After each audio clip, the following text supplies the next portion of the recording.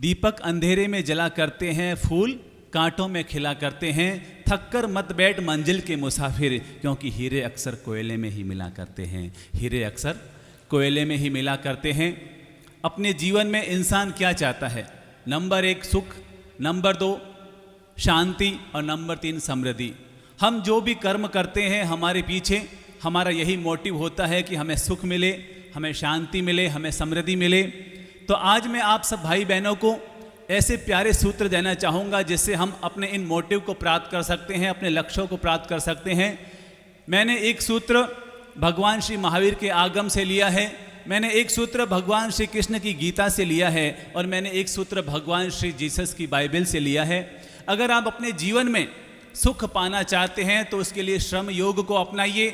अगर आप अपने जीवन में शांति को पाना चाहते हैं तो सम योग को अपनाइए और जीवन में अगर समृद्धि को पाना चाहते हैं तो सहयोग को अपनाइए।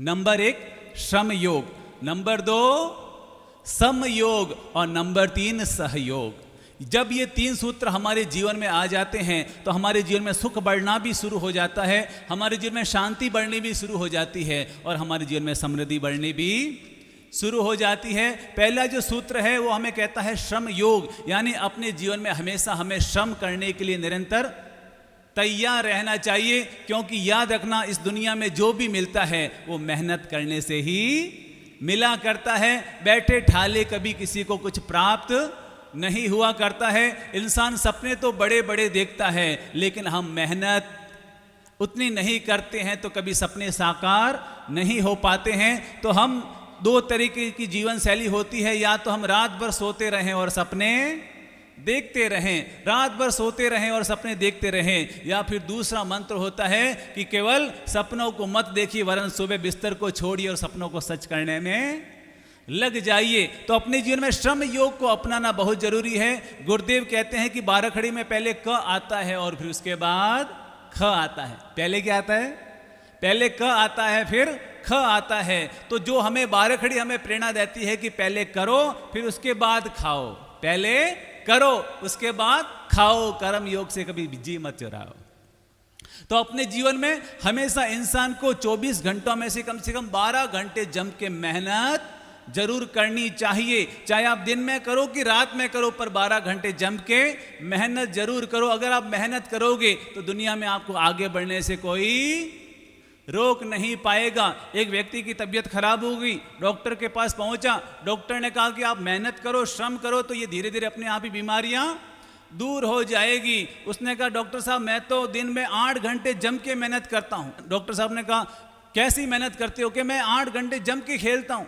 डॉक्टर चूंकि 8 घंटे जम के खेलते हो फिर शरीर में बीमारियां कैसे? तो उसने कहा मैं मोबाइल पर गेम खेलता हूं। तो हमारी भी ऐसे ही हालत है, हम मेहनत तो करते हैं। आजकल के बच्चे खेल तो खूब खेलते हैं, आजकल के बच्चे खेल तो खूब खेलते हैं लेकिन वो मैदान में नहीं घर पर खेला करते हैं। तो हमारे गुरुदेव जब भी बच्चे आते हैं तो उनको प्रेरणा देते हैं कि बच्चों अपने जीवन में अगर खेलना है तो मोबाइल में गेम मत खेलो, खेलना है तो मैदान में जाकर के गेम खेलो। अगर केवल मोबाइल में गेम खेलोगे तो आंखें खराब होगी, पर मैदान में जाकर के खेल खेलोगे तो जिंदगी मजबूत हो जाएगी। तो अपने जीवन में पहली आदत श्रम योग करने की हमारे जीवन में जरूर होनी चाहिए। कभी गुरुदेव का ये वाक्य पूरी दुनिया में पॉपुलर हुआ था कि चमड़े का काम करने वाला बाटा कहलाता है और लोहे का काम करने वाला टाटा कहलाता है। लेकिन जब इंसान जीवन में आगे नहीं बढ़ता है तो चमड़े का काम करने वाला केवल चमार ही हो जाया करता है और लोहे का काम करने वाला कभी टाटा नहीं, वो केवल लोहार कहलाया करता है। लेकिन जब इंसान अपने जीवन में ठान लेता है, अपने जीवन में कर्म योग को जोड़ लेता है और अपने जीवन में बड़े सपने देखते हुए आगे बढ़ने की कोशिश करता है तो लोहे का काम करने वाला लोहार नहीं रहता और चमड़े का काम करने वाला चमार नहीं रहता। आगे बढ़ने की ठान लें तो लोहे का काम करने वाला एक दिन टाटा बनकर फेमस हो जाता है और चमड़े का काम करने वाला एक दिन बाटा बनकर के दुनिया में फेमस हो जाता है।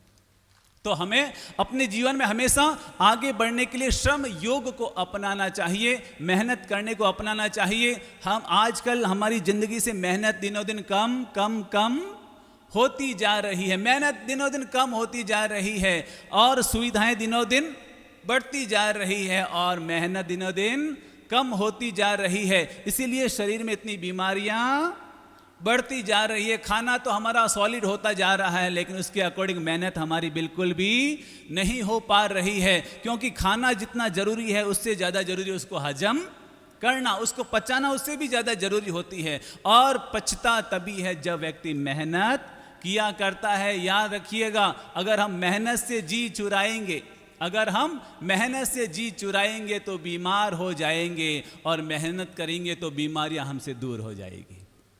तो अपने जीवन में कभी भी मेहनत से जी मत चुराओ। तो अपने जीवन में हमेशा कर्म योग और श्रम योग में विश्वास हमें करना चाहिए। और नंबर 2, जो भगवान श्री महावीर ने हमें जीवन में मन की शांति पाने के लिए मंत्र दिया है, वो है समयोग। क्या मंत्र है?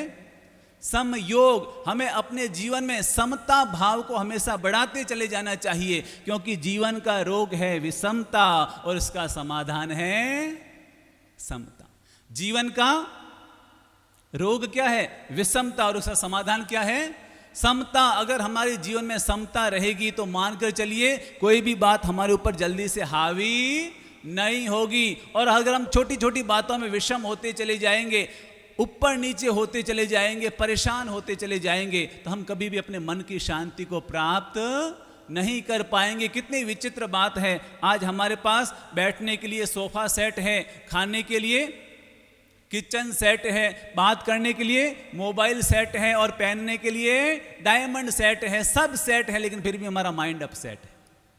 सब सेट है पर माइंड हमारा अपसेट है। याद रखना, सन भले ही हो जाए सेट, सन भले ही हो जाए सेट, पर माइंड को कभी मत करो, माइंड को कभी भी अपसेट मत होने दीजिए। अगर आप माइंड को अपसेट करेंगे तो आउट ऑफ डेट हो जाएंगे, और माइंड को सेट रहेंगे तो हमेशा अप टू डेट बने हुए रहोगे। तो अपने जीवन में कभी माइंड को अपसेट मत होने दीजिए। छोटी छोटी बातों को इग्नोर करने की हमें आदत डालनी चाहिए। अगर हर बात को ही हम अपने दिमाग में ढोते रहेंगे, हर बात को दिमाग में लेते रहेंगे, तो ये दिमाग दिमाग नहीं रहेगा, ये दिमाग कचरा पेटी बन जाएगा, डस्टबिन बन जाएगा। तो ज़्यादा बातों को दिमाग में लेने की जरूरत नहीं है। नंबर 1, इग्नोर कीजिए। अगर आप समतामय जीवन जीना चाहते हैं तो नंबर 1, इग्नोर कीजिए। इग्नोराय नमो नमः, इग्नोराय नमो नमः। और कुछ ज़्यादा बात हो जाए तो घोर इग्नोराय नमो नमः, और उससे भी ज़्यादा बात हो जाए तो घन घोर इग्नोराय नमो नमः। तो अपने जीवन में इग्नोर करने की आदत हमें रखनी चाहिए। हम इग्नोर नहीं कर पाते हैं तो हर बात हमारे दिमाग को परेशान करती रहती है। तो नंबर 2, अपने जीवन में क्या जोड़िए? समयोग। क्या जोड़िए? समयोग। कुछ लोग कहते हैं कि नारी शक्ति होती है, कुछ लोग क्या कहते हैं कि नारी शक्ति होती है, तो पुरुष क्या होते हैं फिर? अगर नारी शक्ति है तो पुरुष सहन शक्ति है। तो अपने जीवन में सहन शक्ति जरूर होनी चाहिए, क्योंकि कहते हैं कि जो सहता है वो शंकर बन जाता है, जो सहने के लिए तैयार नहीं होता वो कंकड़ का कंकड़ रह जाता है। तो इस दुनिया में जिसको सहना आ जाता है उसको जीना अपने आप आ जाता है।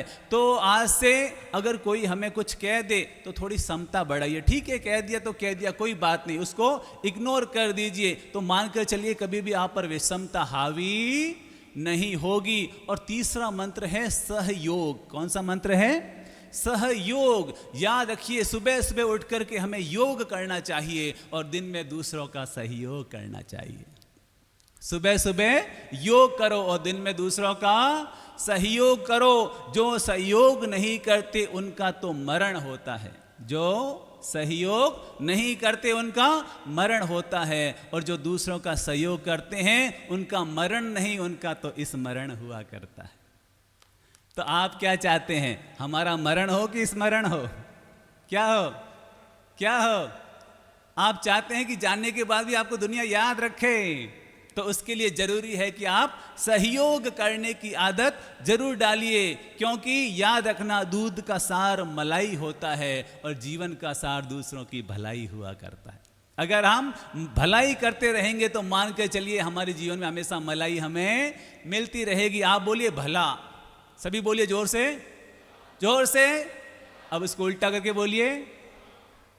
अगर हम दूसरों का भला करते रहेंगे तो जिंदगी में हमेशा हमें लाभ मिलता रहेगा, और अगर हम भला नहीं करेंगे तो फिर लाभ कैसे हो पाएगा। तो अपनी जिंदगी में भला करने की आदत डालिए, क्योंकि जो दूसरों का भला करते हैं भगवान उनका हमेशा भला ही किया करता है, और जो दूसरों का भला नहीं करते फिर भगवान चाहते हुए भी उसका भला नहीं कर पाता है। तो अपने जीवन में तीसरा मंत्र जोड़ना है, कौन सा? सहयोग का मंत्र, कि हम अपनी ओर से दूसरों का सहयोग करने के लिए अपने आप को तत्पर रखेंगे। जैसे आप घर से यहाँ पर प्रवचन पंडाल में आ रहे हैं, 4 व्हीलर में आ रहे हैं, और आपको लगता है कि मेरी गाड़ी में 2 मेंबर, ये 2 खाली है, तो आप खाली मत आइए। आपको लग रहा है कि वहाँ से ये महानुभाव है जो आ सकते हैं, सत्संग में रुचि रखते हैं, तो अपनी ओर से उनको भी रिक्वेस्ट कीजिए कि मैं तो सत्संग सुनने जा रहा हूँ, प्रवचन सुनने जा रहा हूँ, आप भी आ जाइए और आप भी मेरे साथ आकर के सत्संग का लाभ ले लीजिए। तो गाड़ी के चक्के तो 4 ही घिसेंगे, चक्के तो 4 ही घिसेंगे, लेकिन सौभाग्य की बात है कि आपके साथ साथ उनको भी आपको सत्संग करवाने का पुण्य फ्री में प्राप्त हो जाएगा। जैसे आप घर से बाजार जा रहे हैं कुछ सामान खरीदने के लिए, और आपको लगता है कि आपके पड़ोस में कोई रहता है, और एक बार जाने से पहले उनको भी पूछ लीजिए कि भाई मैं बाजार जा रहा हूं, कोई काम हो तो बता दो, मेरे साथ साथ मैं आपका भी सामान लेकर के आ जाऊंगा। तो भीतर में अगर भावना होती है तो अपने आप ही सहयोग हो जाता है, और भावना नहीं होती है तो सब कुछ होते हुए भी सहयोग हम नहीं कर पाते हैं। जोधपुर की घटना है, एक बहन संबोधि धाम आई, और संबोधि धाम आकर के उसने बताया कि गुरुजी आज मैंने एक घटना देखी, उससे मेरा मन रोमांचित हो गया। तो हमने पूछा क्या हुआ? तो उन्होंने कहा कि मैं सोचती गेट से संबोधि धाम आपके दर्शन करने के लिए आ रही थी, तो मैं सिटी बस में बैठी, मैं सिटी बस में बैठ करके आने लगी, तभी मैंने देखा कि सिटी बस में जहाँ पर मैं बैठी थी वहीं पर पास में एक और बहन बैठी थी, और वो गर्भवती बहन थी, और साथ में उसके एक बच्चा भी गोद में था, और मैंने देखा कि एक आगे वाले स्टॉपेज पर जैसे ही बस रुकी तो एक बुजुर्ग दादाजी सिटी बस के अंदर चढ़े, और जैसे ही वो बुजुर्ग दादाजी अंदर चढ़े कि उस बहन ने देखा और वो तुरंत अपने स्थान पर खड़ी हो गई, और उन्होंने कहा कि दादाजी आइए आप यहाँ पर बैठ जाइए। ये देख करके मैं चौंकी, अरे गर्भवती है, हाथ में बच्चा है, और तुरंत खड़ी हो गई और बुजुर्ग दादाजी को जगह दे दी, और बुजुर्ग दादाजी बैठ गए। आगे वाला स्टॉपेज आया, बुजुर्ग दादाजी उतर गए और वो वापस उसी सीट पे जाकर के बैठ गई। और फिर हम आगे बढ़े, फिर एक अगला स्टॉपेज आया, तो मैंने देखा कि एक दिव्यांग महिला बस के अंदर चढ़ी, एक दिव्यांग महिला जो पांव से अपाहिज थी वो अंदर चढ़ी, और जैसे ही उस गर्भवती महिला ने देखा तो वो तुरंत वापस खड़ी हो गई। उसने कहा पधारो बहन, और उसने अपनी सीट छोड़ करके उसको अपनी सीट पर बिठा दिया। मुझे देखकर बड़ा आश्चर्य हो रहा था कि ये कैसी बहन है जो पहले बुजुर्ग दादाजी को सीट दी, अब इसने दिव्यांग महिला को सीट दी, और थोड़ी देर के बाद आगे वाले स्टेज पे वो दिव्यांग महिला वापस उतर गई और वो महिला वापस अपनी जगह पर बैठ गई। और हम आगे रवाना हुए तो मैंने उस बहन से पूछा कि भाई बहन, ये तू क्या कर रही है? तेरे खुद की ही तकलीफ है और तू बार बार खड़ी हो जाती है और दूसरों को अपनी सीट दे देती है। तो उस बहन ने बड़ी प्यारी बात कही कि मेरे पास इतना धन तो नहीं है कि मैं दूसरों का सहयोग कर पाऊं, लेकिन कम से कम अपनी सीट छोड़ करके तो मैं दूसरों का सहयोग कर ही सकती हूं। तो उस बहन ने जब हमें ये घटना सुनाई तो हमारे मन में आया कि सहयोग करने के लिए धन की जरूरत नहीं होती है, मन की जरूरत होती है। अगर मन है तो व्यक्ति अपनी सीट छोड़कर भी दूसरों का सहयोग कर सकता है। तो अपने जीवन में अगर हम सुख पाना चाहते हैं, शांति पाना चाहते हैं, समृद्धि में आगे बढ़ना चाहते हैं, तो उसके 3 मंत्र हैं। नंबर 1 श्रम योग, नंबर 2 समयोग, और नंबर 3 सहयोग। ये 3 स से जुड़े हुए मंत्र अगर हमारे जीवन में आ जाएंगे तो मैं चाहूंगा सभी एक बार बोल लीजिए और अपने इन 3 सूत्रों को अपने दिल और दिमाग में फिट कर लीजिए, सेट कर लीजिए। नंबर 1 क्या है? श्रम योग। अगर सफलता चाहिए तो श्रम योग अपनाइए। नंबर 2 शांति चाहिए तो समयोग, क्या? समयोग अपनाइए। और नंबर 3 समृद्धि चाहते हो तो अपने जीवन में सहयोग अपनाइए। अगर ये 3 मंत्र आ गए तो मान कर चलिए आपके सुख, शांति और समृद्धि के बंद दरवाजों को खोलने में दुनिया की कोई ताकत बाधक नहीं बन सकती। तो ये 3 सूत्र मैं भी अपने जीवन से जोड़ करके रखता हूँ और मैं चाहूँगा कि यहाँ पर जितने भी भाई बहन हैं वो भी अपने जीवन में इन 3 सूत्रों को जरूर जोड़ करके रखें। तो मानकर चलिए हमारी जिंदगी और सुंदर सुंदर सुंदर होती जाएगी। याद रखना, कर्म भूमि पर फल पाने के लिए सबको मेहनत करना पड़ता है। कर्म भूमि पर फल पाने के लिए सबको मेहनत करना पड़ता है। लकीरें रब देता है पर उसमें रंग तो हमें ही भरना पड़ता है। रंग तो उसमें हमें ही भरना पड़ता है। सबके लिए बहुत बहुत शुभकामनाएं।